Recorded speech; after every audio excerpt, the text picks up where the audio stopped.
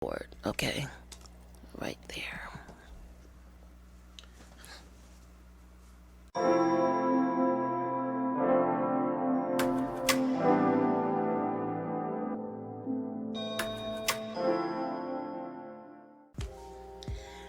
Hello and welcome to my channel. I am Fronten'a, and I wanted to come here and talk to y'all. All the poor singles of today, man. Y'all's dating pool is garbaggio.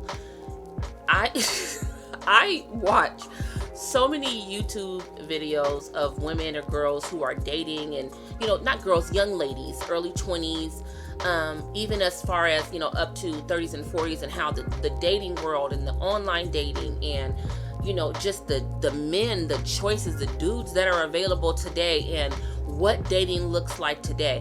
Man, listen, woo, child, I'm so sorry for y'all. Oh man, I am so sorry, because these dudes are a trip. Now, I will say, I have been married for nearly 10 years, so it's been a while since I've been on the dating scene. But I mean, garbage men is garbage men, whether you was dating 1975 or 2075. Garbage men are garbage men. And I kind of wanted to maybe share some of the things that I did when I was dating that kind of shifted dating for me. Little backstory. So I got married at 18.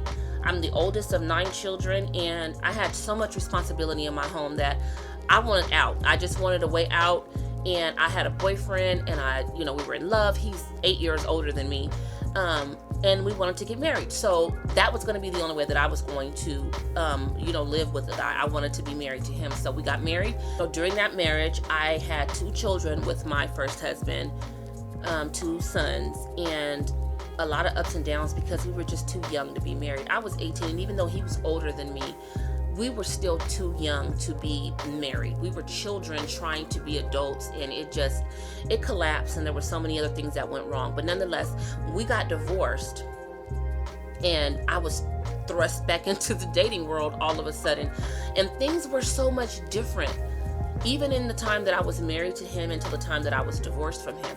So I had to learn this new dating style, and I was single for 12 years before I got remarried to my current husband. And even on the 12 years of being on the dating scene, things just kept evolving in different ways. And then all of a sudden came this online dating thing, and that was all the hype. And it wasn't just, oh, let me go to we're gonna go to the club, we're gonna meet some guys, we're gonna whatever. It wasn't just that. It was literally, I don't have to leave my home to meet somebody. I, made a profile and put a picture up, and ding, ding, ding, ding, ding, ding, inbox blowing up. And so it's just for me to go in there and just kind of weed through it all. And so during that 12 years, baby, let me tell you something. Again, these dudes are a trip.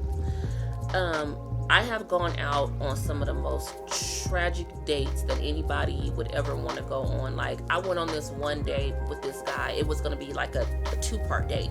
The date was going to start here, and we would go to a second location or venue for the next half of the date. And so I met the guy at the restaurant we were going to be eating at. So I drive my own car, park my car, go in, see him there. He was a handsome guy. He looked like he did on his profile. I live in San Diego, which is like a super huge Navy town, and so we have a lot, so many military men here in our city. And so he was in the Navy, which I liked, and that he was Southern. And to me, being a Southern man and being a military man means that you were raised with a certain level of, or certain aspects of being a gentleman, and just the whole Southern boy thing. And then the military, I kind of felt like made some discipline. Like you're a sound, solid, loving, Southern, disciplined man that's ready to do life. And that was what his approach was. He was ready to get married. He didn't have any children. I had 2 at this point, and that was that. He was ready to get married, which even though we were still kind of in our 20s, yeah, this was like my early to mid 20s. He was younger too, but again, the military also has this tendency to make men, even young, want to settle down. And so it just felt like things were going to be right. We had a lot of really good banter. The date was really, really cool. And so the next part of the date was he was going to take me to a comedy show, and it was on the other part of town, so we were going to have to drive over there. And so initially I was going to drive my car there, and he was like, no, let me drive you. It doesn't make any sense. We're both going to the same way, and I can bring you back to your car after the date is over. And I felt so comfortable because we had spent maybe 2.5 hours at dinner, having drinks and talking and chatting, and it just, the conversation was just moving along so sweet. So I felt comfortable getting in the car and going with him. And so on our way to this comedy show, I'm sitting there and we're talking, and we're kind of, he's got music playing in the background, and it's just, just dating. I look over, he's like, hey. And so I look over at him, and this man had his penis out, like unzipped pants, penis sitting there. And I'm like, whoa, like, no. Oh, no, we're not doing that. And so he, zips his pants back up. But now by this point, I don't want to go on this date anymore. I don't want anything. You take me back to my car. But I didn't want to say anything that would have triggered maybe a negative reaction with him, and then I wouldn't have been safe. So we went ahead. I was like, okay, you know what we're gonna do? We're gonna just go ahead. We're gonna finish this date, and then you're gonna take me back to my car, and then we ain't gonna talk to this dude no more. We get to the place, and apparently he had the dates wrong. The comedy show that we were there for was for the next night, not the night that we were there. And so it was like, you're welcome to come. You can use your ticket for this show, but he didn't want to do that, and I definitely didn't. I wanted just to go back to my car at this point. So we decided, no, that's okay. We'll just, we'll call it night from here. So we get in the car. I'm now quiet. Like, I don't want to talk to him. I don't want nothing to do with him anymore. Get in the car, drive back to my car, and I kind of like jumped out the car. Like, and he was like, oh, hey, let me open the door for you. He was a gentleman until he pulled his penis out. But yeah, so he's like, no, let me open the door. So he jumps out and comes around the car, and he's like trying to walk me to my car. And I could tell he was wanting to do like the whole, well, it's been nice. And I'm like, bruh, you know what? I gotta go. Ooh, I just remembered I had something to do. And so I just kind of said whatever I said to get out of the situation, got in my car, and never talked to him again. But it was just like date after date after date that was very similar. Not necessarily somebody pulling out their penis on the date, but just dates that were like, I want to get off this date and I don't want to be rude or whatever. Like, because I kind of feel like, a man that's single and dating, if we're being like super realistic here, if he's dating on the dating scene, he's going out taking girls out 2-3 times a week. That means he's paying for 2-3 dinners a week, and so I kind of felt like, well, the least I can do is just entertain the rest of the date. Even if I have no intention on ever seeing him again, the least I can do is entertain the rest of the date. And then it started getting to a point where I was going on so many bad dates that I didn't want to date anymore. But it's like, I'm young, I'm free, like I want to date, but these dudes are freaking weird. These dudes is weird. So I kind of pulled myself off the dating scene for a little while to kind of regroup. Like, okay, how are we going to do this? Because going out on dates, sometimes the dudes are dull, or sometimes they're really cool, but they pull their penis out while you're driving to the comedy show. So how you going to do this, sis? What's going to be the next plan? And then so I started thinking, you know what?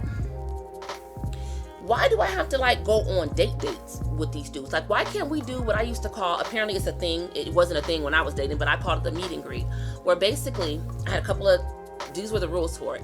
I would always go on my lunch break, first of all, because that way, good or bad, I only can give you a few minutes because I got to get back to work. Secondly, I always made it at a coffee shop near me, which, I mean, we know Starbucks is the thing. So it's always by my job, a Starbucks by the job. And for me, it was like, I can meet you, I can see if there's chemistry. And if there's not chemistry, then it's okay. I'm only going to be spending the next, 22 minutes with you, and then I'm out of here. And I kind of felt like that was like the key. And then if the date was great and we had chemistry and we wanted to see each other again, the few times that I did this before I met my husband, it went amazing, because then like, okay, we had this great coffee date, there's chemistry, you know, we look like each other's profiles or whatever, and then we would set a date to go to dinner that night, and then that way at least we knew, or at least I knew, I don't know what he knew, but at least I knew that I wasn't going to be tortured for 7,500 hours with somebody who makes me want to go and pull off my eyelashes one by one. It was going to be okay. I can get out of here in a few minutes. And so I started doing that. And then because I was on a dating profile, I had a lot of interests. So I was doing meet and greets quite frequently. And my other motto was, I'm not going to even let the boy pay for my coffee. I don't want you to have no reason to think that I owe you anything. Listen, I gave you some of my time. You better take that little 20 minutes and go on and get. And so my other issues started to become, because I was going on so many of these meet and greets, that it's like, Starbucks ain't cheap, bro. It's like $1,900 for a coffee. And I'm here 3-4 times out of the week. So in order to kind of offset that, and this is just for my you know, my girls who on a budget or, you know, whatever, girl, go on your payday, get you a Starbucks gift card, load it with some money, and then that way, if you should happen to end up on a date like real quick and you're like, dang, this is really hitting my pockets or whatever, you already got taken care of. Don't let him pay for nothing for you. Do not let him pay for nothing for you if you know you are not interested in this man. And this was 10 years ago, excuse me, you know, a while ago, that I noticed. Well, not even that I noticed, because let's be honest. A man takes you on a date, he paid for your date, he is hoping to get you back to the house and get some things popping. So we know that. Like, we're not gonna sit here and act like we don't know that. And if you're with it, hey, be with it. But if you're not with it, you may feel, or I'll say I would feel, a sense of pressure from this dude. Like, you know, I just paid $100, so, you know, you need to pay $100 in some of your time. And so for me to not have to feel pressured, it just worked out for me better just to do the coffee date. If I liked the man and it was going great, you know, it's whatever have you, we'll go from there. But it kind of safeguarded me from being stuck on a date with somebody who, like, I was talking to this one dude, and he was like on the date talking about like how he expected like his woman to kind of be like have a harem of women, and some old weird, I don't know, the dude was weird. But we were on the date, we just having drinks, we done ordered food, so I'm just gonna get up and just, okay, well, I'm about to go because you know, you're super weird, I'm gonna go ahead and get up out of here. No, like, I was like, okay, at least just finish the dinner, you know, and then you get up out of here, sis. Like, don't just go. So to avoid all of that, the meet and greets, to even see if there's chemistry, perfect. Not having him pay for anything, perfect. Pay for your own stuff in case it don't go well. You ain't got to feel pressured about nothing. Not that a $5 coffee is something to feel pressured about, but it just, I think because I had went on so many bad dates and I had felt that pressure so much, it really helped me to, let me just pay for my own stuff. Definitely do it on your lunch break. If it goes bad, you can always be like, you know what, I forgot I got a meeting early today. I'm gonna have to get on up out of here. And then you can go. No problem. You don't have to never talk to him again. For me, it was very liberating. Some women may not want to do that, and if you cool with going out with a lunatic, you know, and chilling and having some wine and some chicken tenders, hey, do you?